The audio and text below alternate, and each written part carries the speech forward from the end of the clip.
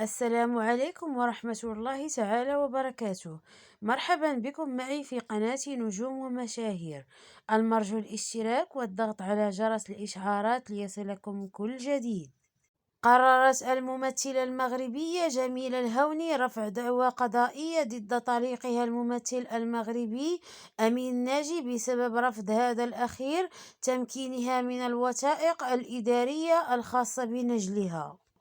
وكشف مصدر مقرب من الفنانة جميلة الهوني لمجلة غالية أن هذه الأخيرة قررت متابعة طليقها أمين ناجي بطريقة قانونية للحصول على الوثائق اللازمة التي تحتاجها من أجل جواز سفر ابنها.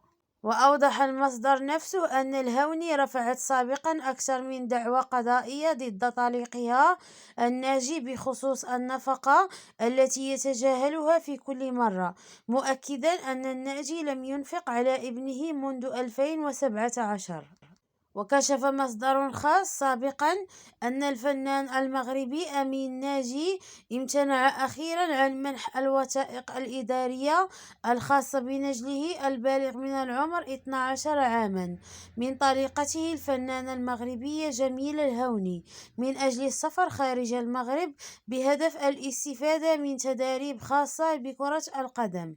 وأكد المصدر نفسه أن الناجي رفض إعطاء الإذن لطليقته الهوني من أجل تجهيز جواز سفر ابنها الذي لم يرى والده لأكثر من سنة، مضيفا أنها ليست المرة الأولى التي يمتنع فيها عن تقديم الوثائق الخاصة بنجله لطليقته.